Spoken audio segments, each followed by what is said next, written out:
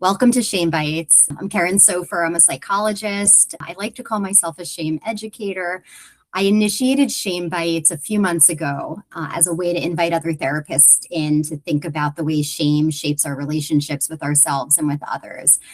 Earlier in my career, I studied attachment theory, I studied relational approaches, and that was hugely impactful in understanding the universals and nuances of how we connect with others. But when I stumbled upon shame theory, it filled this important gap around what triggers disconnection. Shame theory, in my view, is a theory of how we manage in disconnection and what it can teach us about our relationships. So I wanted to start today by just asking everyone to, picture a moment that you've all been in, right? Like imagine you're in a session with a client. The air is heavy, you're wading through something incredibly painful. Maybe you've hit a wall, you don't know what to say. There's silence, there's heaviness in the room.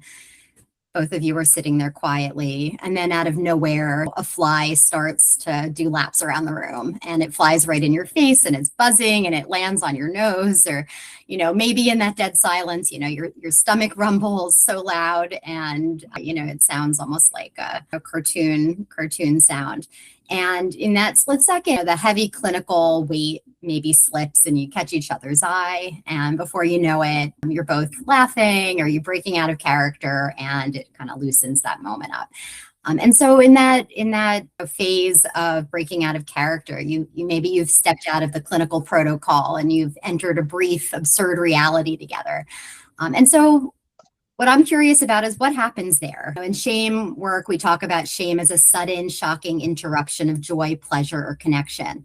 It's the painful surprise of disconnection, right? And that's what Tompkins talks about with his affect theory around shame. But when shame becomes chronic or embedded within our identity, it stops being surprising. We come to expect it. But before that stage, it is a deflating experience of ourselves that interrupts us moving along in connection and pleasure. So I was wondering, what's the opposite of that? If the starting point is aloneness or isolation or fear, or even just neutral, and then there's a surprising moment of connection.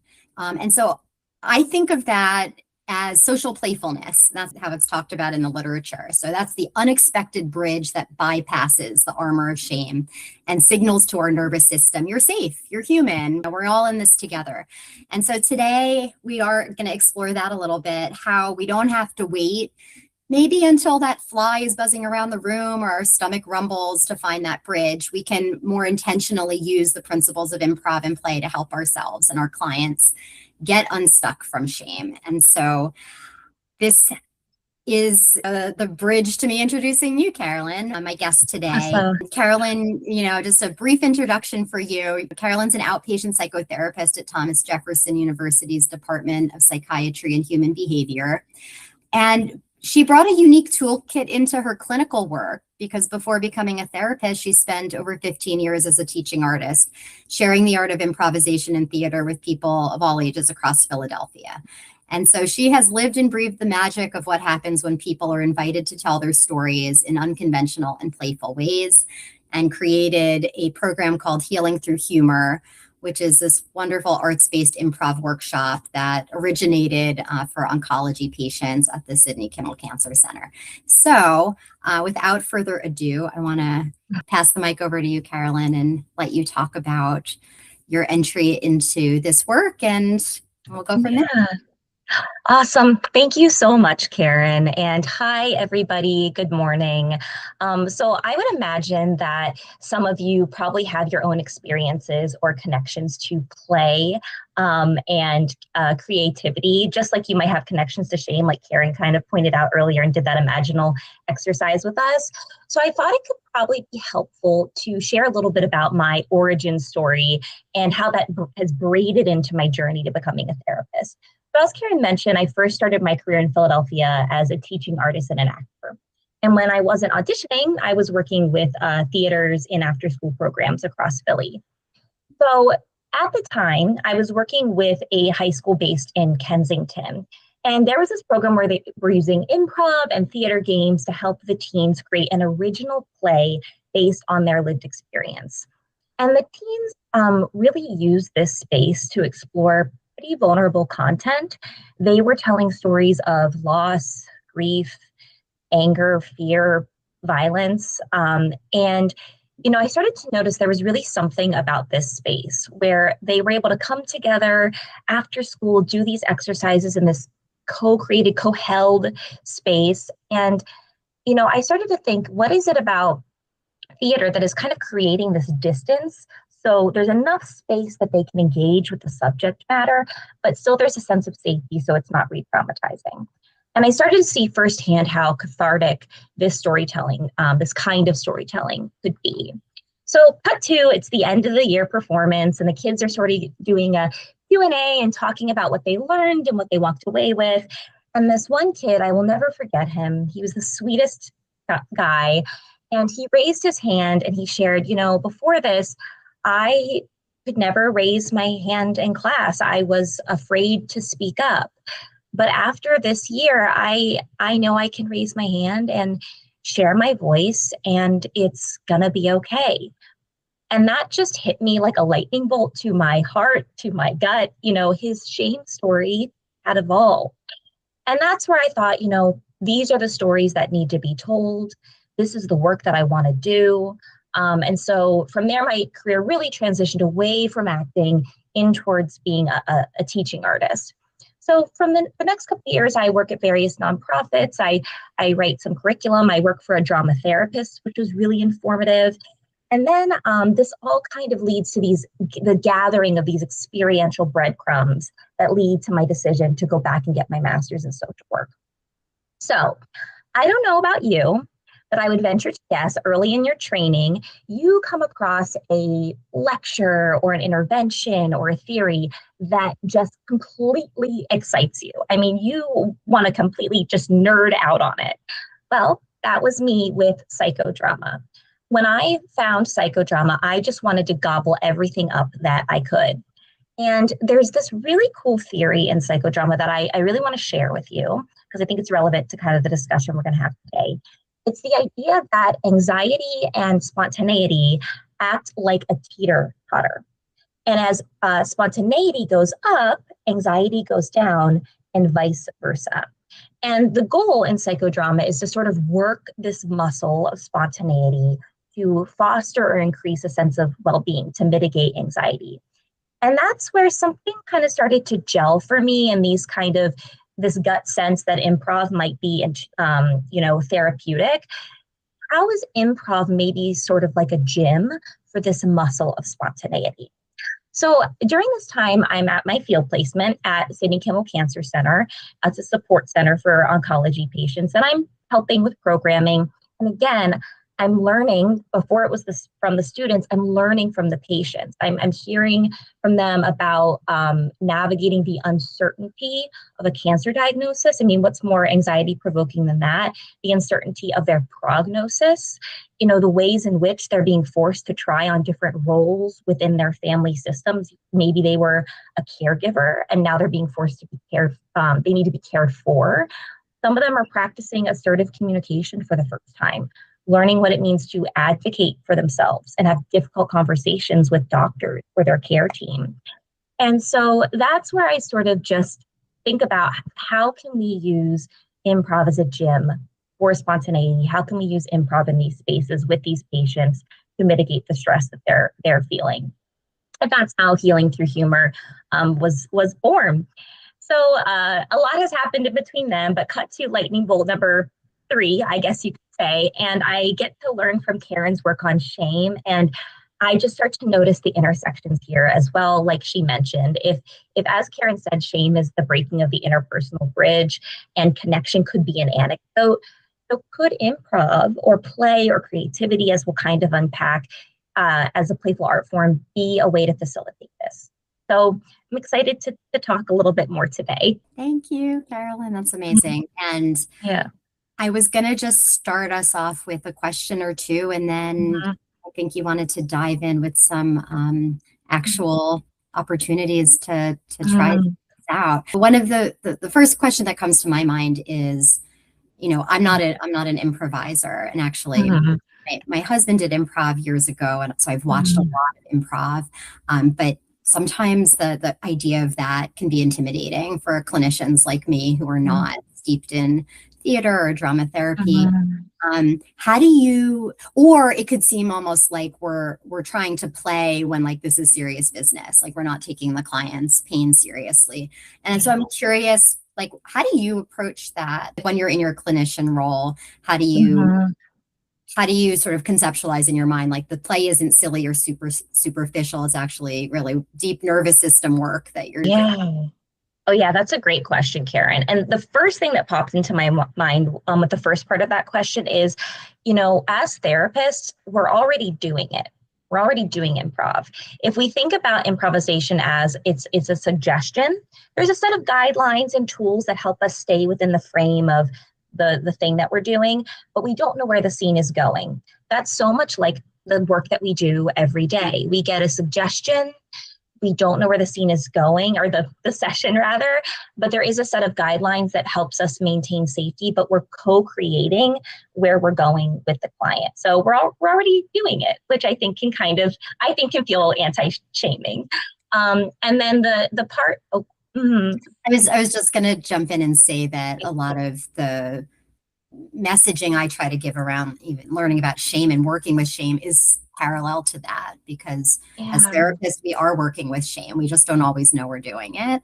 And that doesn't mean that we can't work on being more intentional about it, and that can have a really big impact. But I love how that maps on. Also, we are actually improvising all the time with our yeah, clients. There's no way to have, and in fact the more we use a manual, the more the client feels that we're not in a real relationship with them. So I like how that yeah, loops in. 100%. The other thing that came to mind about, really understanding that play isn't silly or superficial and it taps into that nervous system work is that I'm going to borrow language from Resma Menakem, who is a somatic abolitionist, and he does a lot of work on play and the nervous system. And he reframes play as really a somatic act that really allows the body to free itself and openly access joy and connection and like a fuller range of human emotions. And he also in his writing talks a lot about how studies show that we primarily heal through the body, not just the rational brain. And the more we sort of create room for that in the nervous system, the better. It's kind of like getting reps in that regard. And it's also it speaks to co-regulation when we're playing together. He has this awesome saying, settled bodies, settle bodies. And so play can be a way to kind of get into that symbiotic or co-regulating state. I love that. And I'm going to improvise myself right now because I have this great list of really intellectual questions, and I'm going to just throw that to the wind and go with my gut, which is, as you were speaking and talking about joy and accessing joy, Mhm. recognizing for a lot of our clients, feeling joy is actually a shaming experience for them. It Yeah. might be tied to times in their childhood when they were playful and free and they were told they were too much, or they were told that they were overwhelming to their caregivers, or were dismissed or misunderstood or even laughed at. And just how, the sort of cruel, someone taking cruel joy, I don't know if that's even a thing, but cruel Yeah. joy in Yeah. their own demeaning, in being humiliated, and humiliating them. And so it's really a lovely thing to think about how to help people reclaim their ability to connect with their joy again. And so I think there's something really deep there around getting at that, giving permission for that, that openness. So Mhm. Exactly. 100%. 100%. yeah, yeah. Have you seen that with clients of yours? That Mhm. there's a Mhm. way that shame and joyfulness might connect for Mhm. them in a way that has made them suppress Yeah. down and see joy as actually dangerous, like it's too free. Yeah, yeah. I do think I've seen that it is really hard for them I have clients where it's really hard for them to access that sort of self-confidence or sense of agency. Cause like to your point, it's been squashed, or there's been messages around that. And where my mind goes, like I'm thinking about the ways in which, like, how do we work with that, and there's this saying in improv, like, if this is true, what else is true, or what else could be true? It's kind of a version of yes and. So when clients are saying, this is scary, or I'm afraid to feel joy, or I'm afraid to feel good about myself, I wonder, if this is true, what else is true? And how can we kind of start to understand, like, or paint a picture of where that message came from and how they're organizing their life around that message. But then how do we also maybe start to see, well, what else could be true? Have there been small pockets of, like, when wasn't your joy? Like, are there people in your life where joy is okay, or it's celebrated? And we can start to kind of carve out these little inlets to see and kind of like poke up against or bump up against that shame story. Yeah, I love that. And it really does map onto this concept that I thought of, in terms of finding the pride exception to the story. Where wasn't that true? How can it be both and? Maybe both are true. You don't have to get rid of the story that's tinged with shame and hurt and exclusion or rejection, abandonment. But maybe there were other elements to that, like, who did you call in that moment, or how did you escape, and where did you go, and even in your own mind, your own inner resources.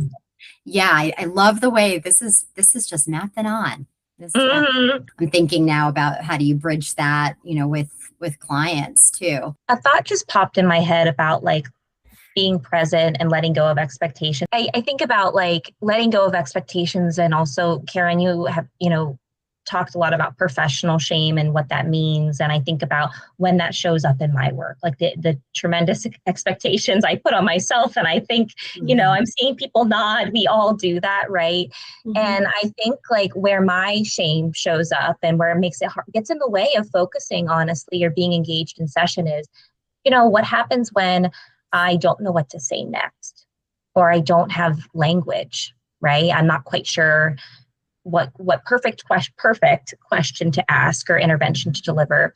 So then I start to think about, okay, if this is true, what else is true? So why am I not, what's happening in this moment, in the unformulated experience that's informing why I don't have words, and maybe slowing down. There's a saying in improv, you have to go slow to go fast. You have to establish the platform, which is who, what, where, when.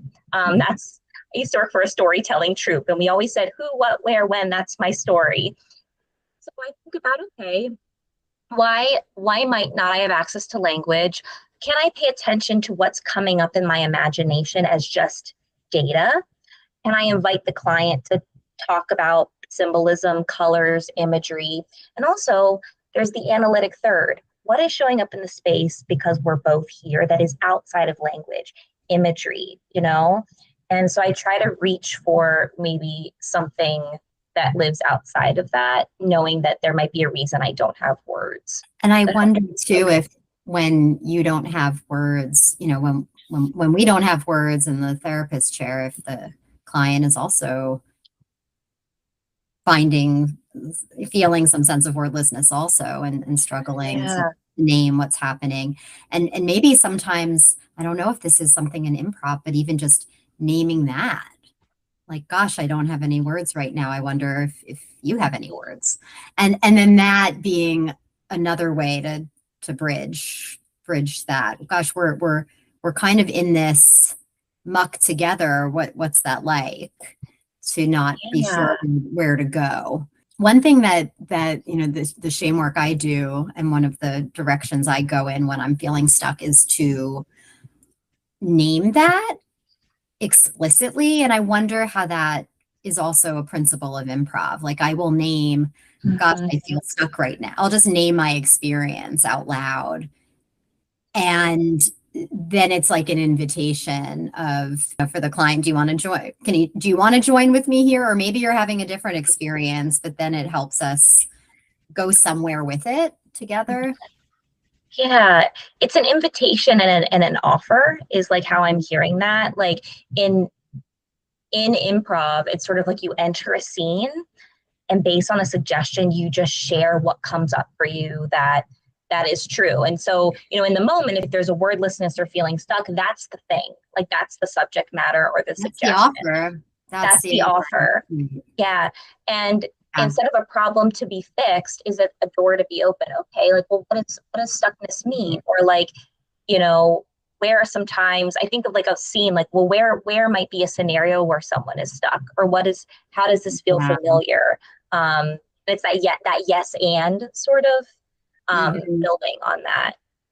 Or even is this a familiar feeling? And when I feel stuck like this, sometimes what I start to do is question if I'm being useful. What are you doing in this moment that you feel stuck? Yeah. And then it's a way to be vulnerable with our clients too, I think, and revealing I don't always know the answers. And I also go to the place of self-criticism or attack self on the compass of shame. Yeah. On that pole of the compass of shame. And so it invites maybe some curiosity around like, I noticed my mind was going to, oh no, I'm disappointing you. Like, oh gosh, isn't that interesting? That's where you seem, that's where you do tend to go. And so maybe we can do it something a little different this time. We're not really sure where to go, and maybe that can be okay. And we can find a way to embrace the openness that offers us right now. So I'm just kind of spitfiring some of those. Yeah. But I can see how instead of seeing the wordlessness as a threat, seeing it as an offer. Maybe that's what you're getting at, Caroline. Yeah, absolutely. Yeah. And I think that it's so in such a lovely way with the shame work I do too, because what I'm trying to help therapists with is this idea that the rupture, because the shame event that is the core of a rupture, right? All ruptures, if it's a rupture, are embedded with shame, because shame is the breaking of that interpersonal bridge. If it's not a rupture, then it's just a misunderstanding. It's like you forgot the session time and it was really just a clerical error, logistics mismatch. But if it has a certain heaviness to it and it feels much harder to talk about, then typically there's shame embedded in that, because there's some way the other person disappointed the other one, and a way that it maps on to, gosh, I must not be that important in your mind that you forgot the session, or you're rejecting me in some way. Piece to it. And the magic of it though is like it offers this opportunity to figure out together and be vulnerable together. Like, can we have a rupture, have a shame event happen between us, and still be able to make a coherent story out of that isn't about you being bad or me being bad? And I feel like improv has this very similar, right? Can we both be here on this stage together and not have any context other than like a word suggestion, and maybe have a few rough back and forths, but still get back on track again and find our rhythm and groove and learn something from where it wasn't quite working? Exactly, Karen. Like that's essentially, like, you synthesize sort of like the ways that I feel about improv and how it maps on to especially like vulnerability and rupture, because like the thing about improv too is celebrating mistakes and reframing them. It's like taking vulnerabilities and like elevating them. And I was just thinking the other day, like, that rupture could be the very thing that leads to repair, that leads to like you basically just said this, but the epiphany, like that repair could be such, the meaning making, the growth, like all of that. And it's not about, it gives us so much more room to breathe and lean into nuance and dialectical thinking beyond good or bad. Like the story becomes much more colorful, Yeah. And I'm thinking also about, the post improv show debriefs, where maybe individual players feel like, well, I was terrible, but everyone else was great. And how that just doesn't even make sense, right? That it is so dynamic and all about the relationship that one person isn't going to be some kind of outlier who ruined the show, right? It's Yeah. maybe the other players weren't in sync for their own reason, but they played some role. I mean, it really is about distributing shared responsibility in it, which I think Yeah. is parallel to therapy, right? Can become. Yeah. The distributing like shared responsibility and also noticing like, yeah, like kind of poking at the story that like, oh, I made a mistake and therefore it's bad. I mean, that's like really why I wanted to play that game today, to kind of notice like in real time, if we make mistakes, like what happens? Nothing. Or like, can we notice what happens? How we leaned on each other. I just thought it was such an experiential way to kind of in real time in our bones see what it feels like to make a mistake, but also that like we could lean on each other as well through that. So yeah, it's a good point that you made. Yeah, yeah. And that lesson, that we all Mm-hmm. need to be reminded of, which is, mistakes don't make us bad people or Yeah. Mm-hmm. incompetent or inadequate. Mistakes are these offers, Mm-hmm. to be more curious.